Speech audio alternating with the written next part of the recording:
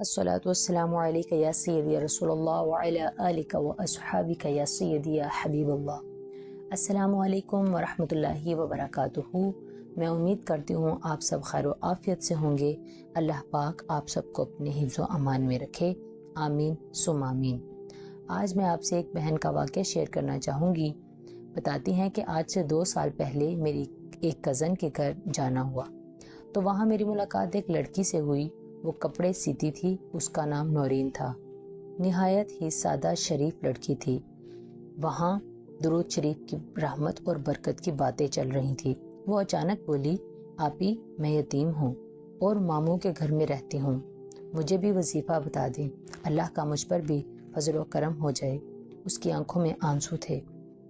उसने बड़ी दुखी अंदाज में मुझे कहा कि अल्लाह हम जैसे यतीमों को भी सुनता है। मैं घर के सारे काम करती हूँ, लोगों के कपड़े सीती हूँ, मेरे लिए भी कुछ बेहतर कर दीजिए। मैंने उसको दुरूद शरीफ पढ़ने का मशवरा दिया और मैं बेहद खुश हुई कि उसने मेरा मशवरा वहीं बैठे कबूल किया और दुरूद शरीफ पढ़ना शुरू कर दिया। यानी उसे बताया कि दुरूद शरीफ आपकी ज़िंदगी को आसान कर देगा। इन दिनों में मैं मुल्तान में थी, मेरी कज़न का घर मुल्तान में था। मैं डेरा गाजी खान वापस आ गई।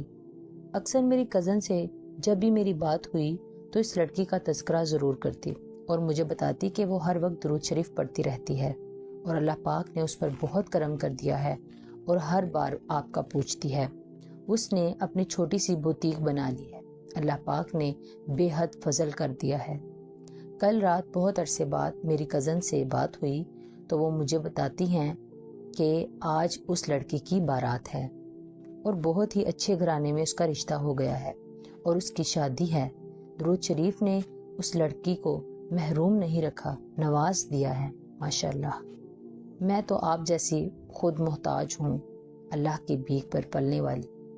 मेरा तो खुद गुजारा अल्लाह की दी हुई खैरात पे होता है और आप लोगों को बताती इसलिए हूँ कि आप लोग भी इस रास्ते में आ जाएं। मैंने अपनी ज़िंदगी में दुरूद शरीफ पढ़ने वाले इंसान को महरूम नहीं देखा। दुरूद पाक बहुत फजीलत वाला अमल है और इसकी रहमतें बरकतें अरबों खरबों हैं।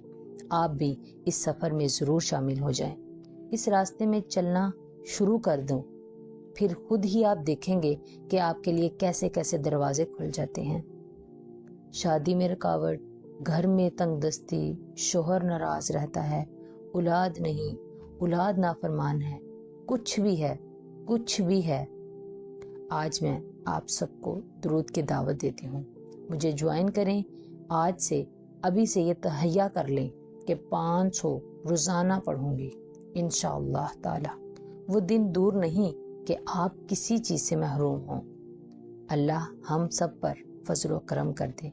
हम सवाली हैं, वो हमें खाली हाथ कभी नहीं लुटाए इंशाअल्लाह। अल्लाह ताला हम सबको अपने हिफ्ज़ व अमान में रखें, आमीन या रब्बल आलमीन।